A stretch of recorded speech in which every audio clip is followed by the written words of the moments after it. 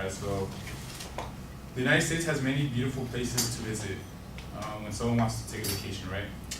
We are lucky we have so many beautiful and big cities we can choose from. But we also have many beautiful national parks that are mesmerizing to see in person. National parks are a great way to get away from people and the city life, even though like say like Yosemite or like those big parks, there's always a lot of people, so it's not really getting away from people. And out of all those parks, this country has to offer, Zion National Park has to be one of the best parks we have. According to the National Park Services, or the NPS, Zion was the fourth most visited park in 2018 with 4,320,333 visitors. There is no doubt this national park is a go-to spot for camping and vacationing. So today, I want to explore with you the history of Zion National Park and the amazing things you can do at this beautiful national treasure.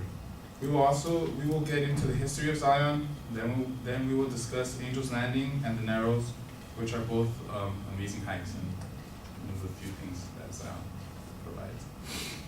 Zion National Park has a lot of interesting and rich history, from early pioneers and settlers to the actual formation of the canyon itself. Almost 12,000 years ago, Zion's first people tracked down mammoth, giant sloths, and camels across southern Utah. After overhunting, people started to grow crops, and since Zion is considered a desert, people were surprised that vegetation was able to grow. The crops mainly grew next to the Virgin River, which passes through the heart of Zion. The Virgin River is responsible for the canyons you see today. It carved its way through the canyons to leave behind the breathtaking rock formations. The first Mormon pioneers and settlers first named the park Makuntawip, which meant straight rock or straight canyon. And in 1917, the NPS decided to rename the park to what we know today. Zion's beautiful red rocks drew thousands who were impressed with the huge walls. So you see right here, that was the entrance, and then when you enter, you see this big like red rock, and it's really hard to miss. Alright, so now that we learned the boring part of Zion, the history, well, it's not that boring, but it's kind of boring. Now we get into like the fun stuff that Zion has to offer. Zion offers many hikes, but the one that stands out is Angel's Landing. It's one of the most popular hikes Zion has to offer. Its steep and narrow trails gives even the most advanced hikers a difficult time. Many people around the world come to Zion just to conquer this hike. So according to climbutah.com, Angel's Landing received its name by a group of people who said only angels were able to land on the summit. In 1926, construction of the trail to the summit was finished. One of the features the trail includes are called the Walter Wiggles, which are a steep set of zigzags that can get even like the most fit person out of breath. And here are the Walter Wiggles. They're like really steep, and there's like a lot of them. And then after that, then after the Walter Wiggle comes a place called the Scouts Point. So like this picture is taken from the Scouts Point, and then that's like the last quarter. And then Scouts Point, many people stop here after they see what's next. So after the Scouts Point, this is like the next part. The top part, like that's actual Angel's Landing up there. That's the last quarter mile. Yeah, so getting to the top part, you have to hike that narrow trail. You can see like they even had chains just in case like people like to hold on to and stuff like that. Yeah.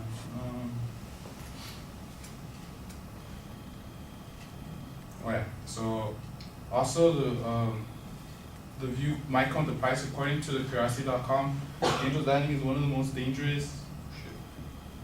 dangerous hikes in the U.S. and according to the NPS, at least 8 people have died since 2004.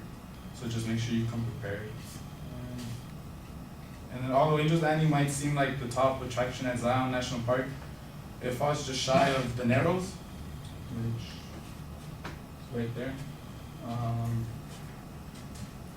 the Narrows is a beautiful and unique hike in the sense that you're hiking through the Virgin River. So you're actually hiking through the river. As you can see, those people are hiking through the river. The walls of the mountains are thousands of feet high and extend across like 20-30 feet, so it's pretty narrow. And then hiking through the river can be cold and harsh since you're stepping on rocks all the time. Like it's twisted ankles are like not uncommon. And according to the NPS, everyone who plans on hiking the Narrows should check out the weather prior to hiking since it's like prone to flash floods like right here. Like the canal was like in 2014.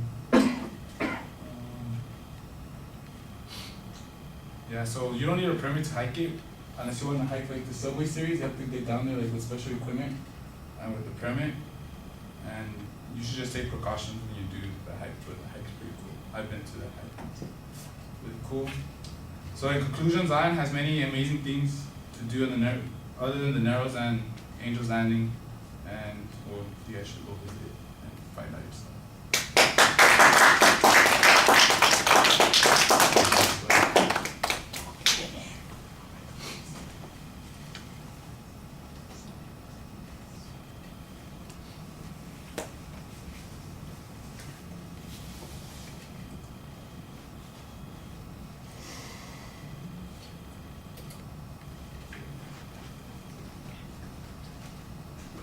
Forget the red mile.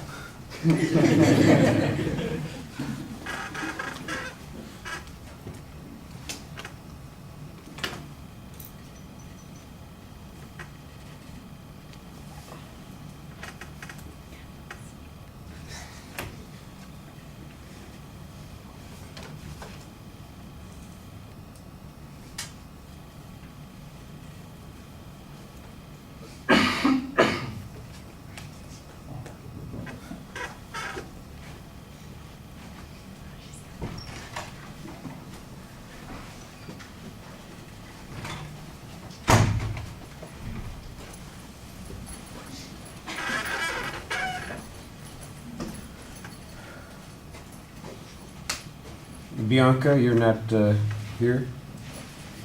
Yeah, I didn't think so. Okay. I'll just tell you what I thought. And we'll make do with that. I thought you had a simple statement at the beginning of the presentation to get our attention, and you identify the national park and the specific park that you're going to be talking about pretty clearly. I thought it was done nicely. There's a nice justification for talking about it. Also, you've got that statistical information about the number of visitors. That's the fourth most popular park. That makes it seem like it's worth talking about. And you have a very clear statement of what your goal for the presentation is. And there's also a very solid preview of what the supporting material is going to be. So far, so good. The material, I think, is pretty solid. At the beginning, there was some source citation on historical data, but after that, there's not really much citation of information in the presentation. Some of it you're relying on your own knowledge of the subject, and some of it looks like you're reading material that has been, something that you found, but you don't necessarily attribute it, and that's a bad idea. You want to make sure that you're giving attribution to material that you've taken from somebody else. And there were, you'll watch your own speech, you'll see there's several passages where you're not even sure what the words are, and you're saying it, and it's like, well, I know that this is not him, because he'd know what it was he was saying. You obviously copied down somebody else's words here, so you want to make sure you always cite those sources, because that's otherwise that's plagiarism, and I don't think that that's what you're trying to do. I just think that you had neglected to give a source citation for the descriptions that you've got there. So you be careful about that. The visual materials, look, it's awfully hard to screw this one up. You've got beautiful pictures of Zion National Park, and so showing us the entryway is perfectly fine. The first rock that you see there. The only thing that I see as being particularly problematic is that your images are small, because you're putting maybe 2 or 3 images on a single slide. Then the images are smaller than they would be otherwise, and it's not that they're impossible to see, but they're harder to see, and I think it takes away from some of the fantastic images that you were talking about there. If you could, maybe make the images larger and have less white background on the slides, I think that would have worked. You could still maybe put 2 images on a slide and have something that'd be large and spectacular to see, but it wouldn't look like it's just this little picture that you've laid down on top of this white, background, which kind of takes away from what it is that you're trying to show us. So I thought the images were fine. You use them to kind of organize the speech also, because you've got the different attractions that you're talking about there, and you do a good job on that. I do think that you have a couple of places where you make reference to some of your personal experience there, and this is where it would add a little bit more interest to the speech and put you a little bit more into the presentation, if you could talk about that. So you talked about hiking the one the river trail yourself. We should hear a story about this. You should be telling us about how you felt when you were doing that, how your feet were cold, or how you were overwhelmed by the images, or how dark it was, or how long it took you to get from one point to the other, or whether or not you twisted your ankle, or any of those kinds of things that you're talking about. I mean, tell us a little story. Give us some stuff in here that makes it come alive a bit. And I think that you'll have something that's a little bit more interesting. You've got most of the basics down. What you need is more practice. And you need to kind of remember, you're talking to people about this place that you are interested in, that you visited, and you want us to feel your experience also. And you've got to get more of that into the presentation. All right, thank you.